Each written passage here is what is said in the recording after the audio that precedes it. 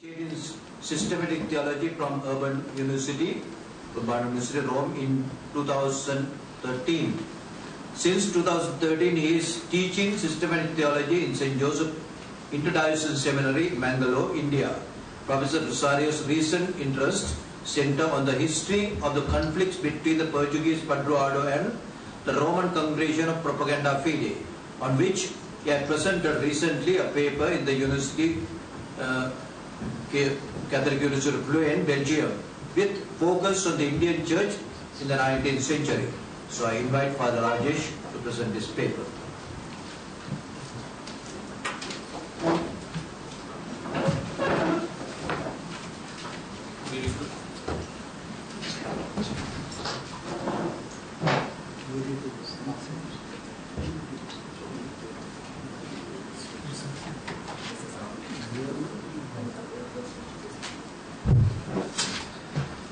Good evening to one and all. I'm going to speak on the theme behind the Govan schism, a re-examination on the Padroado question in India and Ceylon in the 19th century.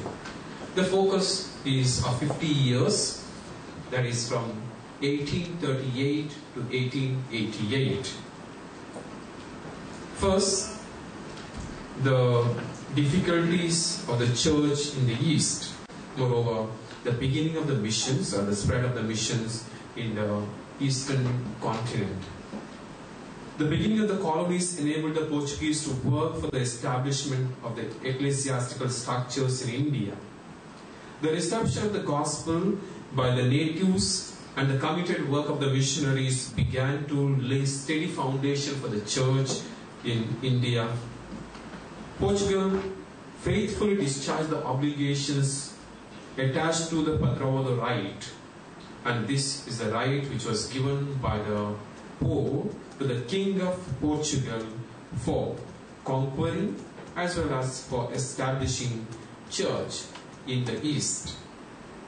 The erection of the dioceses in Asia during the 16th and 17th centuries, such as the Archdiocese of Goa, the dioceses of Mylapore, Cochin, Malacca and Cranganu, gave new impetus to strengthen the missions. With these ecclesiastical arrangements, Padroado was firmly rooted in the Indian subcontinent. The Portuguese implanted Christianity in Ceylon during their tenure here in Ceylon. Initially, Ceylon was under the Diocese of Goa, and after the erection of the Diocese of Cochin, it came under the jurisdiction of Cochin. Build up against Padroado in the East. The confidence which the Holy See bestowed on Portugal regarding the good of the religion in India and Ceylon was waning from the 17th century. The Holy See realized the need of taking up mission by itself. The Propaganda Fide pointed out the failure of the Padroado authorities in the missionary expansion and taking care of the established churches. Coming to the situation in Ceylon, Padroado authorities were helpless in taking care of the missions because of the Dutch regime. The Propaganda Fide was also not able to help in any way. In spite of the government ban, the courage of Father Joseph was an oratorial priest from Goa to cater to the spiritual needs of the people in Ceylon is to be commended.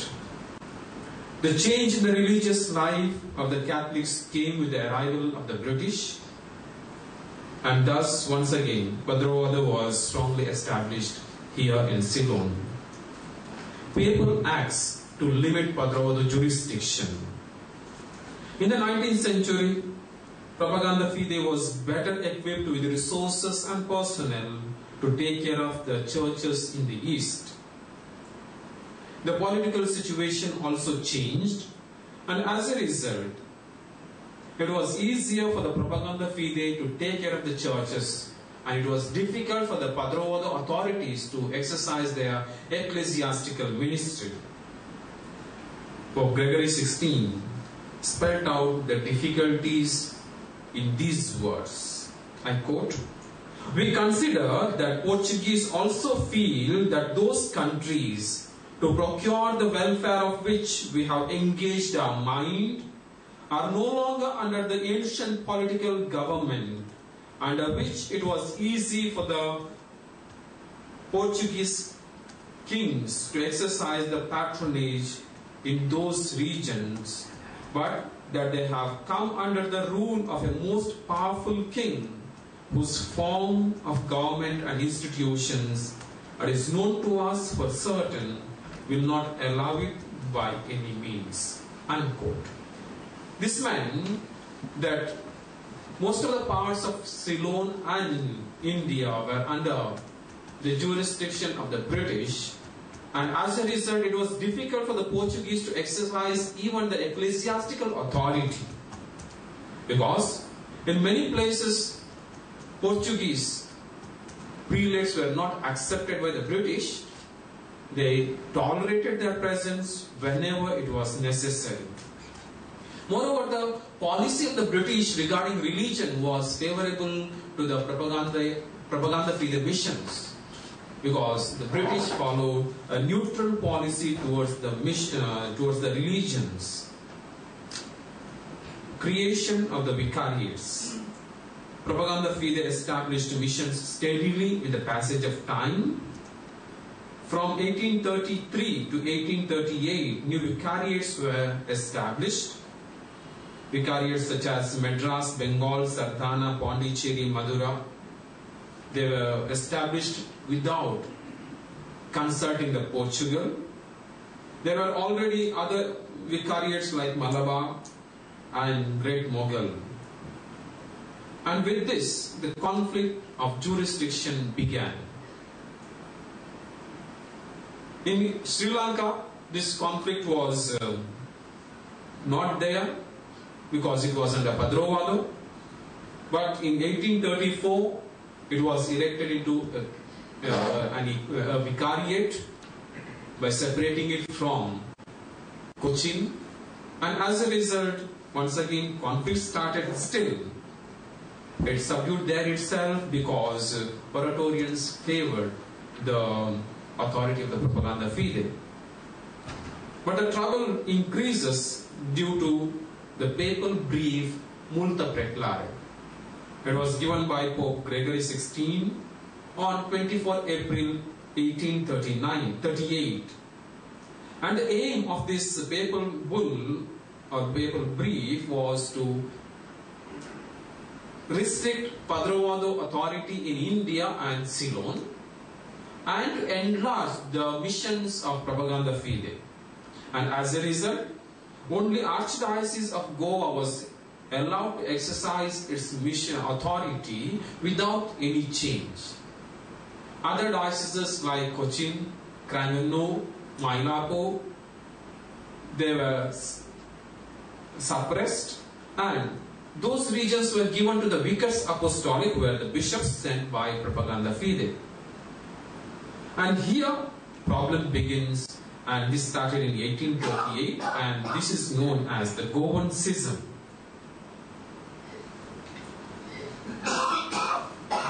Propaganda fide was given authority to exercise jurisdiction in India and Ceylon.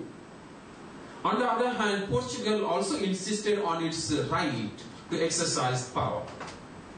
And that's why conflict begins. Now the problem was for the churches which were under the vicariates and the dioceses. Because the Archbishop-elect of Goa, Antonio Felicitano of Santa Rita Carvalho, issued a pastoral letter on 8 October 1838, and he asked all the Goan priests and the priests coming under the diocese, Padroado dioceses, to remain faithful to Portugal. On the other hand, brief given by the Pope had instructed them to submit themselves to the bishops who were appointed by Propaganda.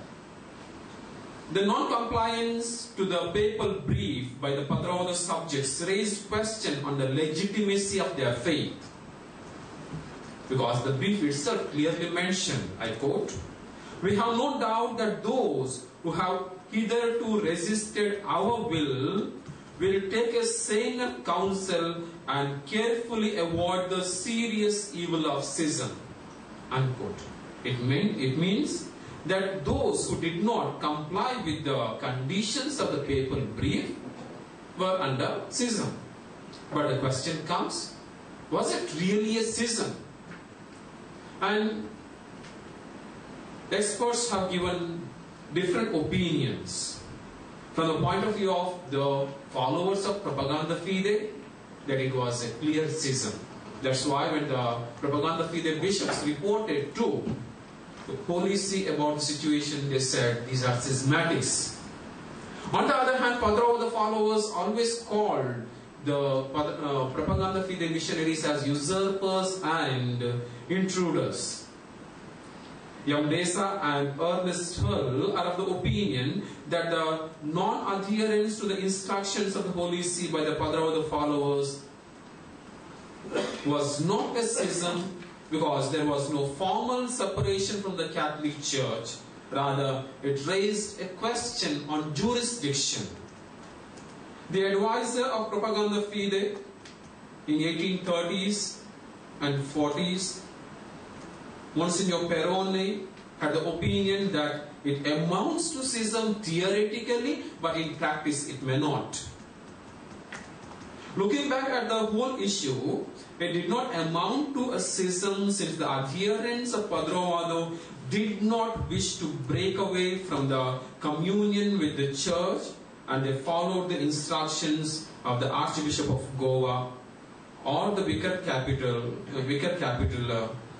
to whom they belonged to. Padroado conflict in India.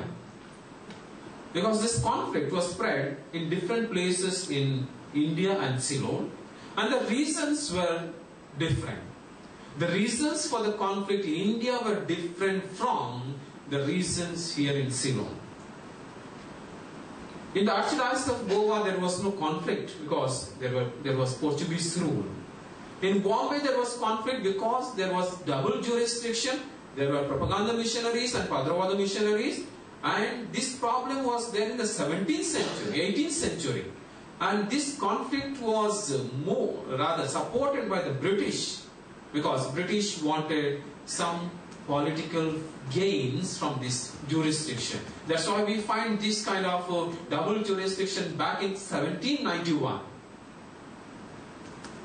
But the problem here in the western coast, Mangalore as its head, as its center, this problem did not begin in Multa Preclare, but it began a year ago. It began with the appointment of Archbishop-elect Santa Rita Carvalho, because Carvalho came to Goa without episcopal consecration, because he was appointed by Portugal and his appointment was not accepted by Rome. And as a result, he was not consecrated, but he took possession of the see. And the people here on the western coast, Mangalore, objected to his coming to India because he is not approved by the Holy See. And this started confusion here in the Church of Mangalore, in the entire coast. And that's why churches were divided. Almost 50% of the people were sided with Padroado, and rest of them sided with the Propaganda missionaries. Coming to Calcutta, West Bengal, that side, the problem started even before Multa Preclare, because vicariates were created and people of Bengal wanted British missionaries because they wanted English education as well. And as a result, problems started a little earlier. And when vicariate was established, the bishop or the administrator of Mylapore did not accept him, because he is British, he's coming from Propaganda Fide, and conflict started there. Coming to Madras, Vicariate was established in 1836, and problems started then. That's why reasons for the schism are different. When you come to Sri Lanka, the reasons for the conflict are different, and in the morning Father has explained it well. That's why I'm not going to repeat it, because when the Oratorian missionary was appointed as Vicar Apostolic, there was no conflict. Only 3 resisted and rest of them accepted, and even those 3 resisted, then they were reconciled. Only the problem started in 1843 when the second Vicar Apostolic was appointed, that is, and as a result it created difficulty here. The problem of entire schism or the conflict between Padravada and Propaganda Fide differs from place to place, and the intensity also differs from place to place. The Jesuit Puccinelli reports this way, I quote, "In India, luck more than tactics had spread the Padravada schism. In Sri Lanka, instead, the circumstances being very different, the conspiracy of the Oratorians brought the local church to the brink of ruin." That's why he is of the opinion that in India, luck favored the schism, whereas here, a particular group of people favored the schism. That's why we find that there are differences of reasons for the change of for the conflicts that were there as far as Propaganda Fide and Padravada is concerned. I come to the last point, the Concordat of 1886 and this schism. The new Concordat of 1886 was opposed by the adherents of Padravada in Sri Lanka. Their priests had already complied with the terms of the Concordat, but the people were not able to reconcile with the decisions taken by Rome and Lisbon. They numbered about 700 in Colombo Archdiocese and 1,700 in Jaffna Diocese, according to the statistics given by B. Barkata. Their plea to Lisbon and Holy See was not accepted, and that's why they decided to create an independent church on 10 February 1888.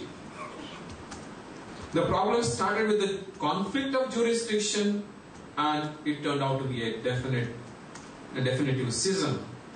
Whereas the schism became definitive in certain parts of India, especially in the diocese of Mangalore, because in 1887 it became a diocese, and in only one place there was resistance to the Propaganda Fide missions.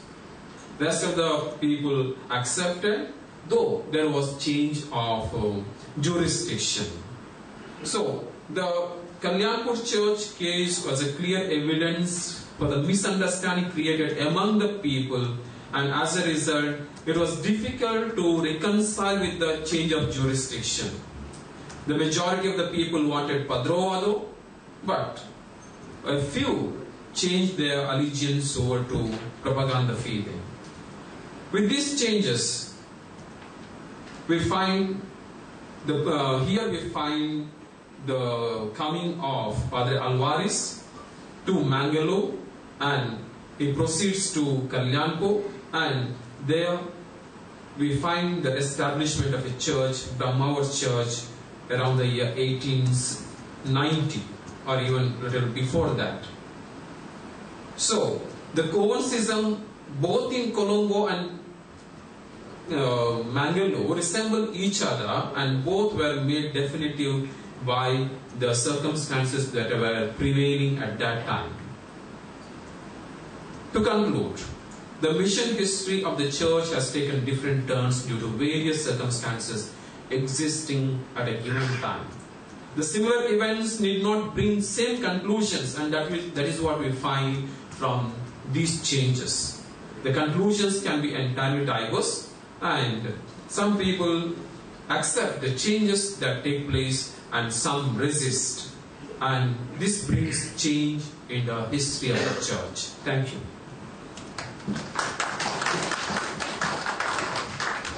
Thank you very much, Father Rajesh.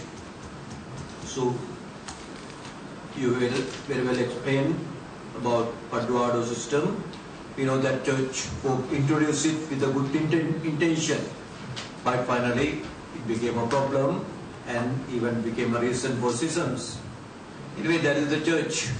In the tea time, His Lordship and when we were talking about the history of the church, there was no time, that from the very beginning of the church, there were divisions, there were schisms, and even the apostolic time itself, how the first council of Jerusalem started because of a problem.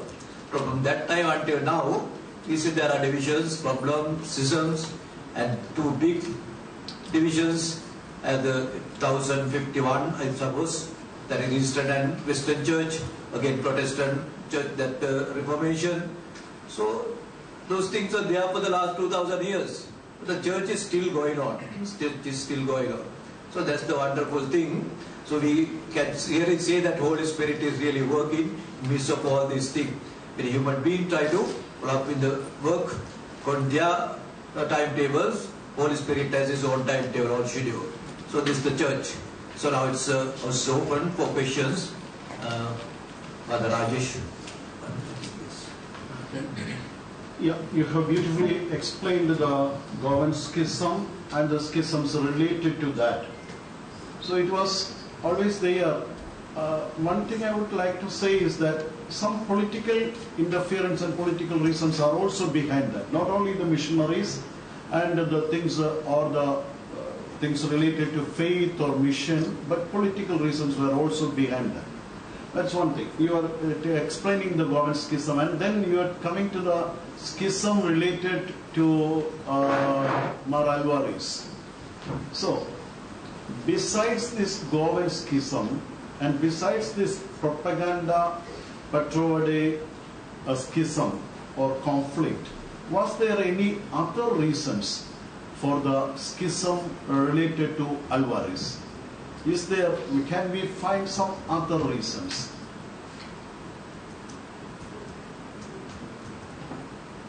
The political situation was like that. Yeah. Moreover, the ecclesiastical situation, we are clear about it. But there is an unwritten tradition. Okay, I am speaking about unwritten tradition, which people are speaking about. There are no books as such, and there are no manuscripts as sources. And it speaks of the caste which was to an extent prevalent there. That's what people speak about it. And that's because of that, this reconciliation became difficult. That's what people would give oral tradition. To what extent it is right, I'm not sure. Because today we don't find the problem of caste system in any of the communities there. It is not a prevalent issue as such. That's why we do not find. But this is the oral tradition which some say, but I'm not very clear about it. But one of the issue is the acceptance of the change of jurisdiction. That was a major cause for the definitive change of jurisdiction. But for Father Alvarez, was there some personal conflict with the authorities, with the political authorities, with the government authorities and the church authorities? Was there some personal conflict between Father Alvarez personally? Because he was very enthusiastic, he wrote so many things, and he was a social activist, things like that. Which that influenced? Yes, going to certain details. When Father Alvarez came to Mangalore, there was a letter written by, instruction given by the Bishop of Mangalore, Bishop Pagani, saying that Bishop Alvarez has, Padre Alvarez has come, and others should not listen to his teaching. And this writing comes in 1889, in February. Even before that, he came at the end of 88, and then instruction was given, but a definitive instruction comes in 1889 from the Bishop of Mangalore. And this is what. Moreover, we also find that in that letter, Bishop also mentions that he had been in Colombo, and Bishop of Colombo has also instructed his faithful regarding Padre Alvarez. This is what the instruction is. Moreover, O Anglo-Lusitano, that is a paper which was published from Mumbai, and there was an also instruction regarding this paper, saying that it speaks against the Catholic Church, and you should be aware of that, and we should not subscribe to the views published by this paper to which Padre Alvarez was associated. So, Father, I have a question. In Kalyampur, which you mentioned, there's two churches within a distance of 1 kilometer, Mount Rosario and Milagres Church. Why it is originated can be explained. Or another question, second one, regarding the Concordat in 1886. After that, any letters are there from the sea as mentioning both Colombo, Ceylon and Kalyampur. Some cardinals had written certain letters in this regard. Do you have any? Okay. The first question, within a kilometer there are two churches in Kalyampur. One is Kalyampur Our Lady of Miracles Church, and today is a cathedral of the new diocese. And there is another church, Holy Rosary Church. Both are dedicated to Our Lady. And this problem started in 1837. And I already mentioned when Archbishop-elect came, Santa Rita Carvalho, this division took place in the Church of Mangalore. Some did not accept the authority of the new Archbishop-elect, and they said, we don't accept him because he is not a bishop, not consecrated bishop. Others said, no, we are coming from Goa and we are obedient to the Goan authorities. And as a result, this church was divided, and today it is in the distance of 1 kilometer, but earlier it was not. It was just opposite to that. Across the road, there was a little chapel, because those who did not accept Padrovado went outside and built a church just opposite to that, and it was a small group. Only in 1870s that became a big group, and they shifted to another new location, that is which we find today. Yes. Last question from Dr. Kurian. This is the last question. Thank you, Father. See, according to the records I had seen, even though the conflict of Padrovado Propaganda Fide was in Goa earlier, but there is a group following, Mar Alvarez came into effect only after 1892. So there is a recurrence like that when Mar Alvarez was in Colombo. There is a group, he was informed that there is a group willing to join with him at Goa. So he shifted to Goa. On the way he came to Kottayam. That's what the news I had seen. I don't know the details. But that was reported only after 1892. So what is my question is, it indicates that there were some other problems, as like Father Dr. Mojavan asked, problems which made a division. Okay, the Padrovado Propaganda conflict was there, but there were several other reasons, or at least one reason, for a separation even after several years.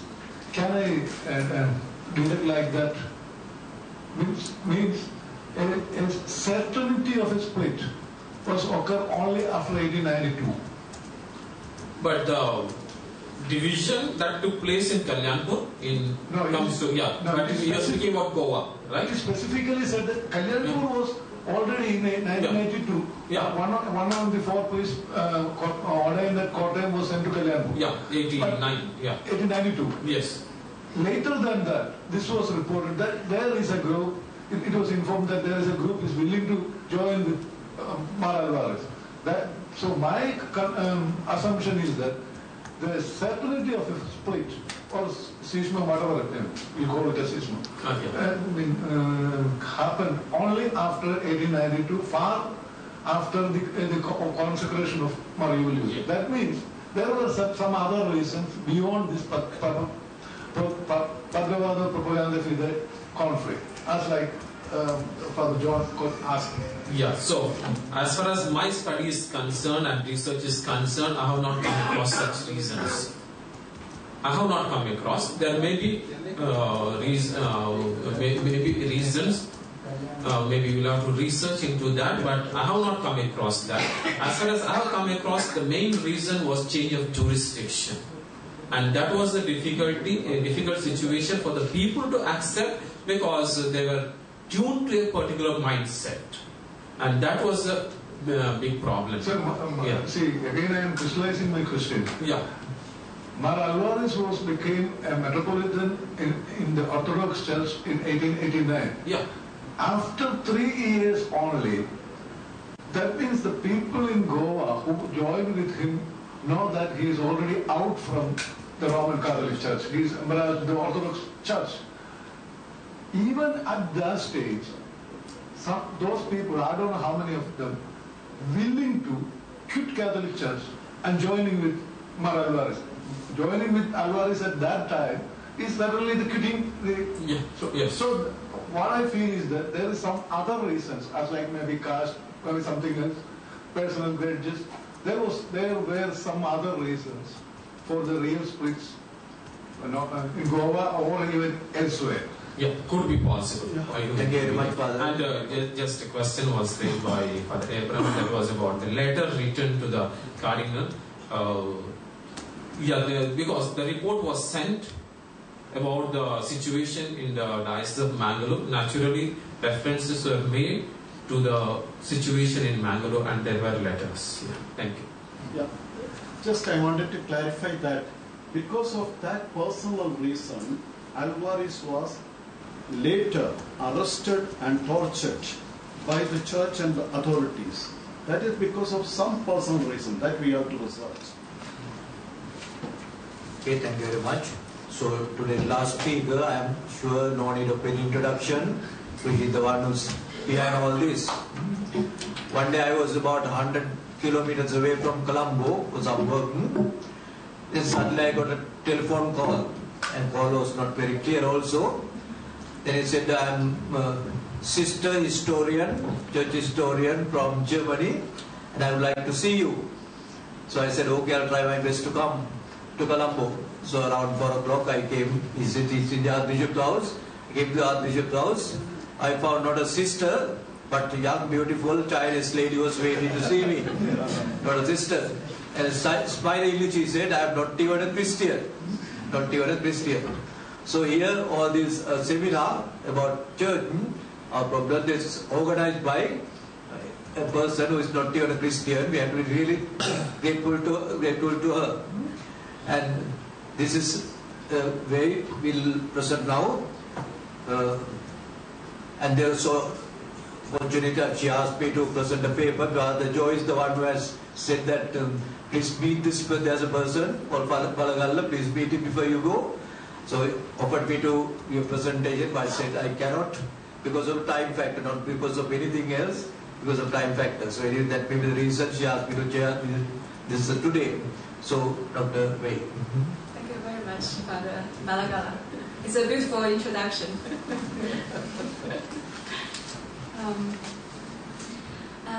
Thank you so much for accompanying us to the very end of the first day of the workshop. I know it is very difficult because we gather together very different churches, very different lands, very different languages together in this workshop, which is according to various scholars, quite rare in Sri Lanka.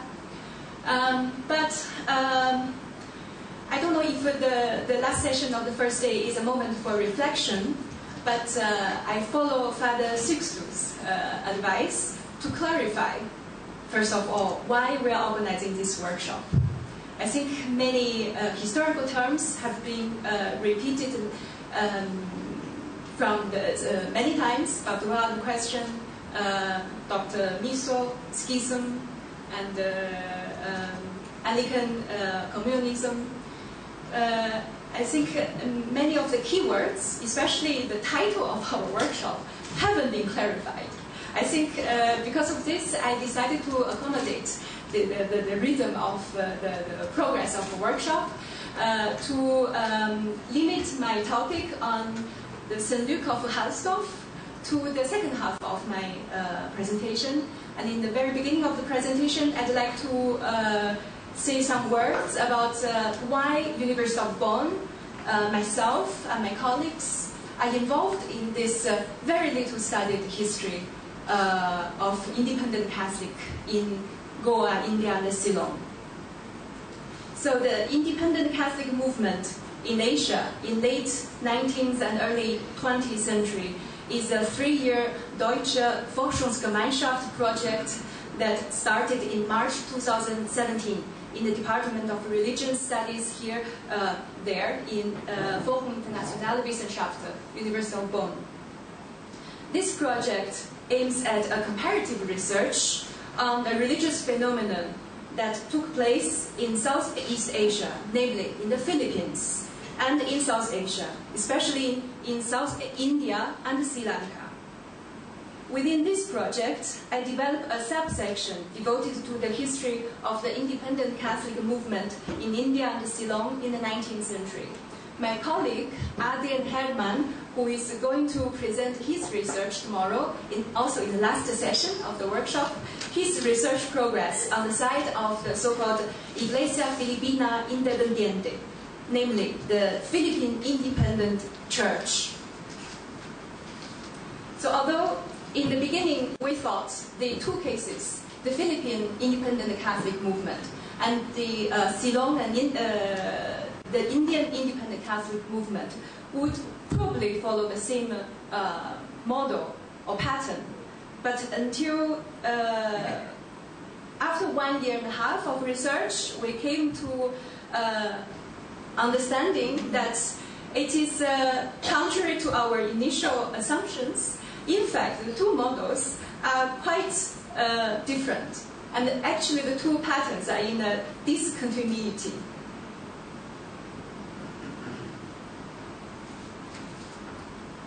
So, why we studied this very little known history about this very little known church in Colombo 12 today? Because we noticed that on two levels, on the regional level and in the global level, it reveals the context of Christianity in 19th century in a different way, different from the traditional history of Christianity in Asia that has been written so far. From a regional perspective, the history of the independent Catholics of India and Ceylon was part of the religious history of British South Asia in general, particularly in terms of native agency, search of a spiritual identity, self-positioning, and quest for autonomy. From a global perspective, these small groups of Christians, considered as eccentric, schismatic, and insignificant by the Catholic authorities, ascribed themselves to a burgeoning Christian movement, the so-called Old Catholic Church. In the previous presentation by Father Mark Miriporia, I think scholars have mentioned this name, the Old Catholic Church. So in German, it is called Altkatholische Kirche. In the Germanic world, including Switzerland, Holland, Germany, Belgium. So this is were the areas where this church movement were strongest after the First Vatican Council. why Bonn, University of Bonn is related to this movement. Because in late 19th century, Bonn was a center of this movement, one of the main centers of the movement of Old Catholic Church. Even today, the so-called Namen Jesu Kirche, a very beautiful 17th century church built initially by the Jesuits, belong to the Alte Katholische Kirche. Even my university has an Alte Katholische Seminar, which is the only seminar of the church around the world. So that is the hidden connection of University of Bonn and the Old Catholic Church movement and the independent Catholic movement in South Asia. Not directly connected, but it is only come to this point we came to know.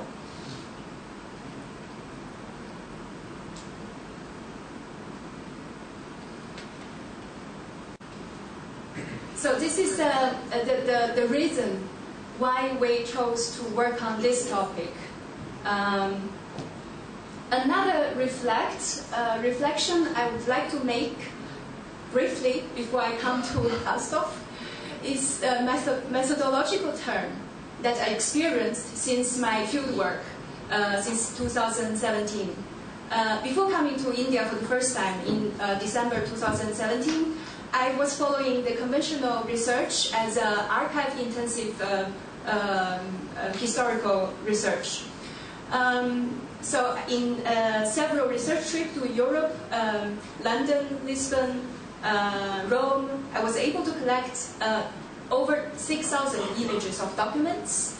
I think within those documents, I can answer more or less those questions raised by Father M.O. John, the personal relation, the conflicts, and also Father David's question on the connections between Ceylon and various places in India concerning Father Alvarez. So actually in those sources, it's immense, rich and useful, but those records and comments were entirely based on the Catholic perspective. And so after my research in Europe, I realized that I need to know the ego document, the so-called their own voice of this schismatic movement, leaders or laymen.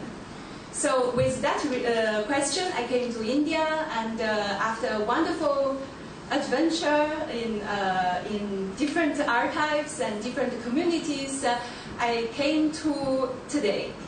And this is not a straightaway research trip, because I went through a number of transformation of ideas and methodology, and I think until today I can say that even my methodology of research, historical research, has transformed from archive intensive to participant observation.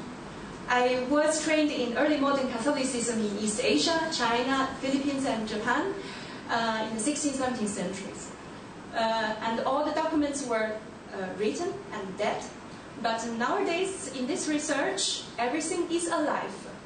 And I cannot do research without being with community, with people, listening to scholars in the field. And when I came to India, I was approached by two groups of so-called non-professional scholars. As we have seen, one group is surrounded by Mr. Sujit. Another group, I think is not here today. So it was to me an option to do field work, so-called, because I have no native language capacity. I must work with scholars who have done immense, excellent grassroots research, and how should I approach them? Should I exchange my materials from Europe with the materials they have found in India and Ceylon, or should I just ignore them, writing my book only on the European sources? Eventually I came to the conclusion that I would not do either of the two, but to do something new. And this new thing, I was not aware what to call it. until I met Father Joy in February this year. Because in that occasion, Father Joy was telling me the story of his church and the very unpleasant situation of the inter-religious relation between Catholic Church and some Muslim residents in the neighborhood. And I was very touched by the life and the spiritual life of the sisters in the convent. And eventually I thought maybe we could organize a lecture or a small workshop on ecumenical relations, telling the story of the Malankara Church and the Catholic Church or Independent Catholic Church, what all happened in that small church, Buonamorte. But I would never imagine that after 6 months of preparation, we reached this point. And it's truly a celebration of efforts from all aspects. And this is already totally out of my imagination. And I think this is going to be a start of something I still cannot imagine today. So just let me come quickly to my topical presentation on St. Luke of Halsdorf. So first of all, I want to clarify what is Halsdorf. Here the picture is not so clear, but I have printed out this Google map and distributed them on your desk. So if you can look at the map on your desk, you can see Mark 1, St. Sebastian Church, and number 2, the Buonamorte Church. So where are they? I'm only going to give a very brief introduction because tomorrow in the Buonamorte Church, Uncle Stan Devota is going to give you the full story. So if we go to the right hand in the corner, you can see a Sebastian Canal. It's over there. And this is named after the parish's name. And if you go up and turn left, you can see beneath the Sebastian Church is a silversmith lane. And this is the last resident of Dr. Manuel Lisboa Pinto, who was the leading layman of the Independent Catholic Church movement in late 19th century Ceylon. And if you go again down on the left, you can see there is a north-south direction lane called the Halsdorf Street. And this lane cutting until the end of the map. In the middle of the Halsdorf Street, you can see there is a west-eastern direction street. It's called Dam Street. And Dam Street was the place where Dr. Lisboa Pinto lived before he moved to Silversmith Lane. Why I mention these streets? So insignificant for most of the participants in this workshop. Because I would like to bring you to an interesting cinematographic scene of a residence, of Lisboa Pinto's residence in the streets of Silversmith.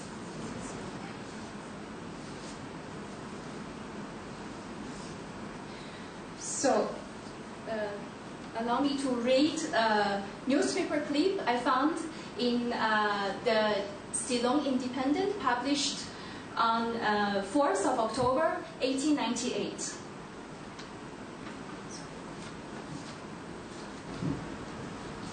So in the peaceful evening on October 1st October 1898, in the middle of Silversmith Street, Halsdorf, birthday candles were lit in a new residence named after St. Luke, the apostle who was a physician. On that occasion was celebrated the 41-year birthday of the house owner, Dr. Pedro Manuel Lisboa Pinto, a leading layman of the Independent Catholic Church of Ceylon and a surgeon with origins in Goa and Bombay. A big number of Ceylonese friends, colleagues, and patients gathered at the party, eager to present gifts in gratitude of the 10-year medical service received from the Goan doctor since his first entry to that island.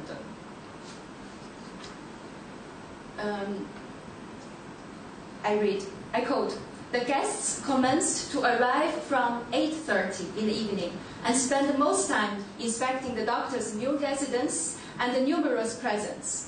After the visitors had been treated to cake and wine, Mr. Emmanuel Jayawardene Proctor read a congratulation address expressing their warm and grateful appreciation of the many and useful services that Dr. Shwabindu rendered on the patients." And then I quote here, "At this stage, Mr. A.C.A. Latif, a well-known member of the Moorish community, handed the doctor a silk bag containing a substantial sum of money. The doctor, who was visibly affected, said that it was very gratifying to see that at the end of 10 years' labors, those labors had been appreciated. The life of a physician was no bed of roses, but it was more than a recompense to find so large a gathering present. It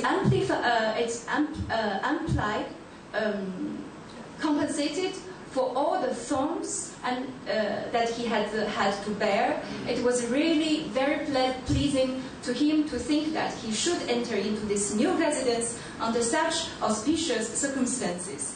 He concluded by thanking those friends who were kind enough to make him that the very generous and substantial gift.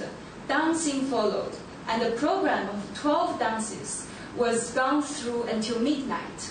The Lancashire Band supplying the music."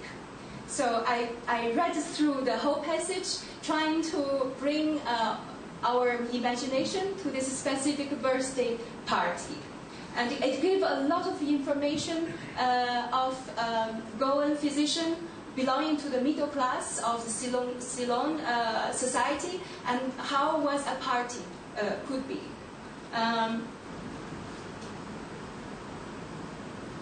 So this is a newspaper clip I found in the National Archive of Sri Lanka. So why this party is interesting? Simply because it brought us to the 19th century Halsdorf, Silver Smith Street? No, because the more interesting point of this document is that we can see out of 58 guests invited to this birthday party, 38, you can see from their names, surnames, they were Muslims.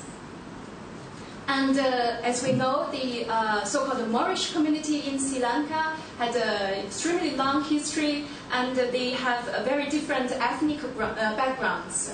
And from this list of surnames that still have to be investigated, we can already see some Latif, for instance, suggesting Malay, Moors, and other names, maybe it's just too small to see. Marikad, Hadij Jad. I have, since I discovered this document, I have tried my best to identify who they were, but it's so difficult. These are the full list, 58 members who presented gifts to Dr. Ishwarbindu, and even now I haven't been able to identify who exactly they were, because almost everyone has not the full name, but only the capital letter.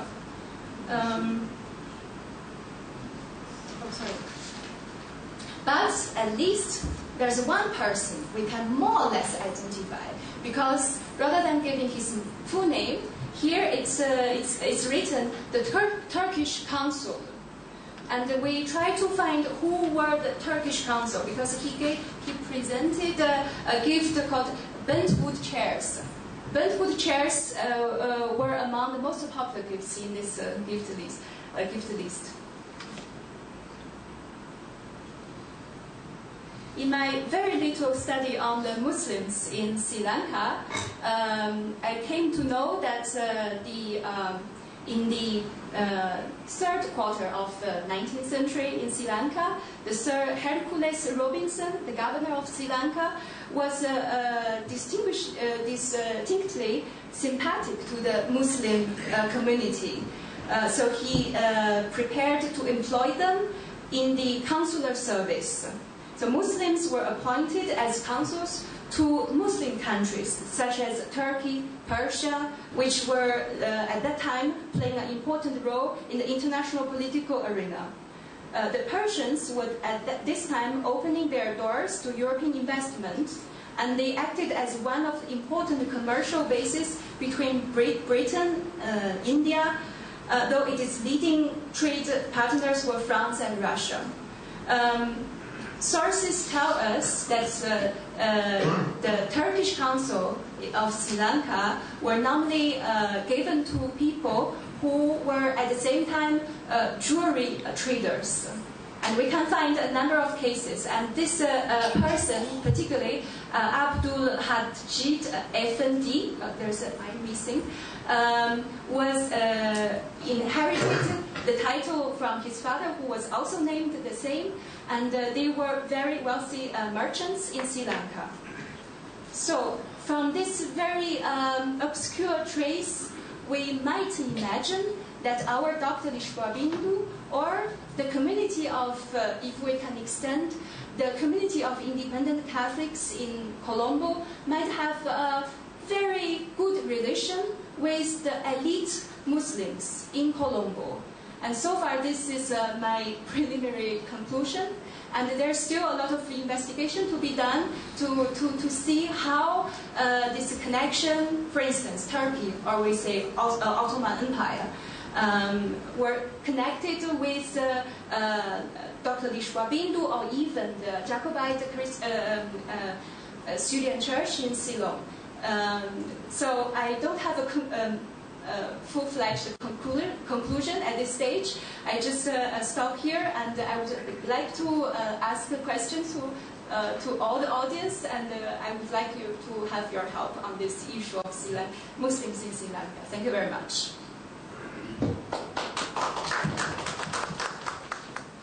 So thank you, Dr. Avi. Actually, she wanted to have this seminar, this conference, in a small way in the Bonamote Church itself. But then someone suggested, why not we have in Devadharma Niketane, because we have more than 100 students who are studying. They also can learn something from agreeing. But unfortunately, there are no facilities. But here everything together, then only we came to this place.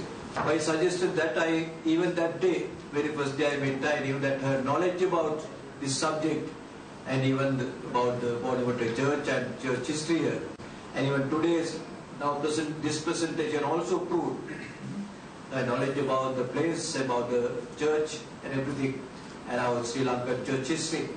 Because when I told some priest that there's a conference like this, why not come for that? They were asking, where is this church and what is this Bonamote Church? So there are some, our priests themselves don't know where the church is. Maybe one reason, because at the time Portuguese left Sri Lanka, the biggest Catholic city in the whole of Asia was Colombo. The whole of Asia was Colombo. But then gradually, and about maybe 100 years ago, maybe majority were Sinhala Catholics. But now hardly any Sinhala Catholic, there are more Tamils now. So many priests don't go to that area, maybe because the Tamil community, Tamil priests mostly working in that area, so some even don't know the place. So this would have been a very good opportunity. Actually, more priests and our students participated in this. So I don't know whether there's any question to ask, because she explained about. So I give yes, Dr. See, Doctor, we have already known for several years that what in the history it is written like Alvarez first contacted Jacobite Patriarch of Antioch. Then only he came to the Malankara Church. Can we assume that the connection of Lishwabindu with the Turkish Council was the reason? Because those days the biggest constraint was to communicate to the Turkish Empire from anywhere else. as I mentioned in my paper, that basically the Patriarch of Antioch or all of his associates know only Syriac and Arabic. Even I don't know whether how many of them know Syriac, but Arabic is their mother tongue. That was complained by René Velato. So if the Turkish council in a feudalist society like the then Turkish Empire is in your hand, you can make sure that your letter will reach there and get it translated. So I think I was enlightened how this Lisbon Pinto or Alvar is first contacted with the Patriarch of Antioch by this connection with the Turkish Empire. When I saw this Turkish council in that gift list, I was also having this imagination. But there's so much to be explored, in fact. Especially we have to contextualize the history of Muslims in Sri Lanka. How much they have reached to the other Muslim countries at the time, and how they were connected specifically. And I would also, of course, I would imagine there was definitely at least some information maybe communicated through the council or certain further contacts. Yeah. So that is a hypothesis. But unfortunately, very unfortunately, I would say Lisboa Bindu, even several members of his family, lived a very short life. The same day, so 2 weeks after his 41 birthday party, he had a heart attack and he passed away. And he was buried in Borella Cemetery, just not far from this place, from Caritas. And I think if we imagine if he had lived for long life, maybe the destiny of the independent Catholic in Colombo would be different, because only 4 years later, 5 years later, another layman in the church called Stephen de Silva wrote a letter to Manila requesting priests. And in other letters by de Silva, more or less at the same time, and also from other Catholic sources, we came to know that at the very last years of Lisboa Bindu's life, himself and Father Alvarez had bad relations. And that explained to me why in this party we didn't see any priests, friends.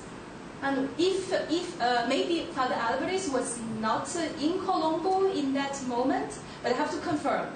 But those are predominantly Muslim friends, and it was an intimate occasion.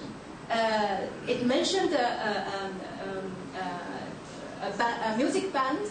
I have to add a small little note, because I discovered that sources that in the Royal Ascetic Society journal, we found a discussion only a few years before Lisboa Bindu passed away. He participated in an academic discussion talking about the Sri Lanka Silong Baila and Goan Baila. So let's imagine, maybe in this birthday party, Baila was also danced.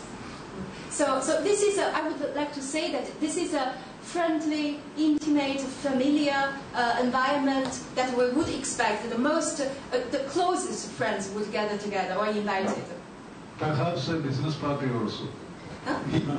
Perhaps a business party also, he and his clients. In the newspaper, yeah, likely, because in the newspaper it said clearly the eminent Muslim residents in Sri Lanka were fond of Dr. Bindu and appreciate his service. So they were his patients. Probably. Here I have a rider to put in. When I heard the news about Dr. Pinto, somebody from this group called me up, and Dr. Pinto's association when he was a student in Mumbai. Through certain, I'm going to put a rider today, through when he was a student, it's still, I contacted some families, but I cannot say a full story, which I can bring in.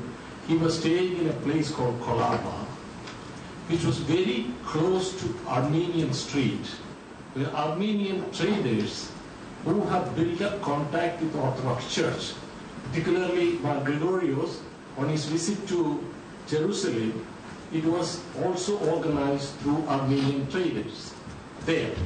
So perhaps you can look into Armenian connections because a few things. One, Armenian traders were, I don't know how far they are operating in Sri Lanka, but definitely all Indian ports, they were operating.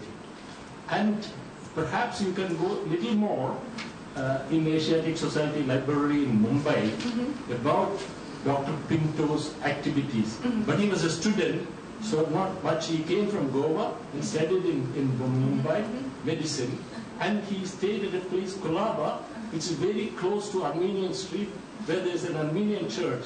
And at that time, the traders were staying around the building. So it's an angle. I'm not diverting your thesis or direction of your thesis, but this is something that need to be looked at, because most of the contacts at that time the Oriental churches had together was through Armenian traders who had established very well in all the ports in India. But I don't know how far it's in Colombo. But his contact could have been through that also. It's still a rider, please don't think that, I mean, you have done so much in a particular direction. But I got the news of this asking, I don't know who asked, I think Sujit asked me whether I know any background of, not much was known, but he stayed at Kolaba, which is very close. You were showing the layout, in which case is very close to Armenian Street. Thank you very much for the it's just an insight. Please.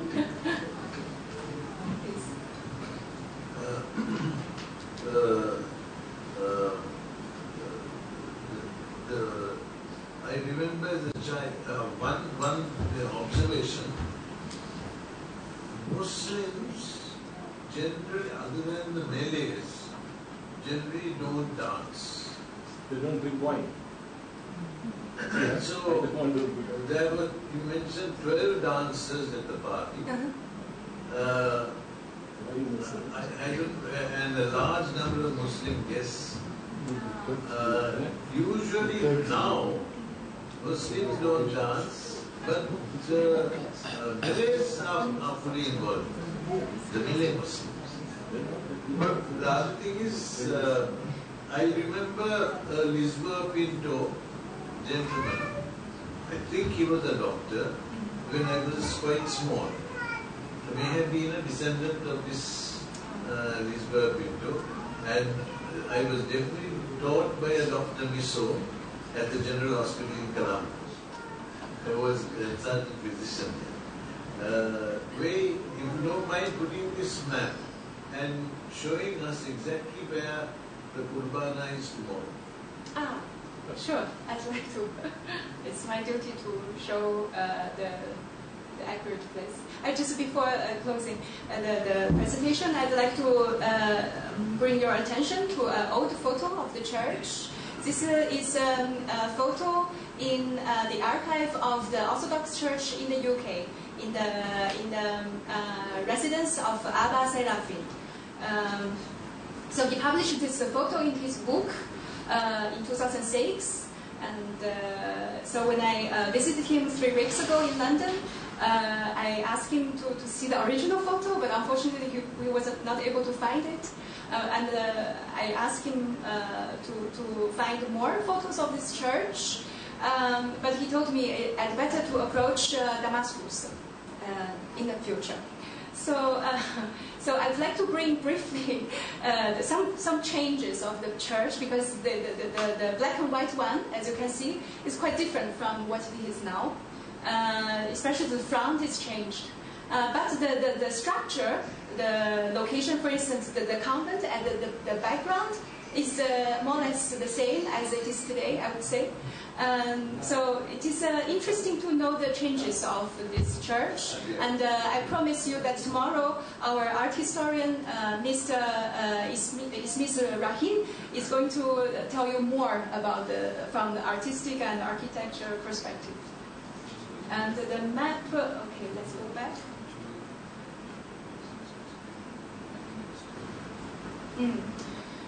So, this question is raised by Father Sixtus. Oh, okay. So the Buonamorte Church is just behind. Okay, the church is just behind the Supreme Court. It's divided by only one wall. It's called the Belmont Street.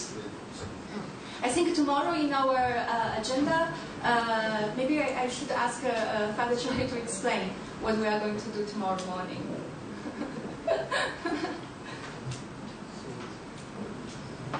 Morning we will have the mass at 7 o'clock. And I think 7:30. 7:30. 7:30 is the mass. So 7:30 we will have the mass. It may take around 1 hour and a half. So 9 o'clock, better to have breakfast. We will be exhausted after the mass.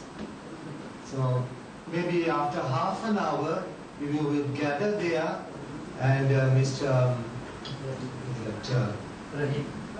No, First, Uncle San Devota. So Devota, he will be able to say something about the present situation of the Buonamorte region. And afterwards, we will have a talk by one Rahim. When we come back. And then we will have a roundtable discussion in the church, mainly in, I think, Sinhala and Tamil education. And the seventh generations of Dr. Miso will also be there. So that is a program. I think it's time to stop now. This schedule is 5:10. Thank you very much for your participation. I just would like to add that our welcome dinner will be in a restaurant nearby, but it's not a walking distance, so I think Mr. Biju has booked some vehicles. So we will leave around 6:45. Is it? Okay. 6:45, let's gather together at the gate and we go together. And thank you very much for being here with us for the whole day.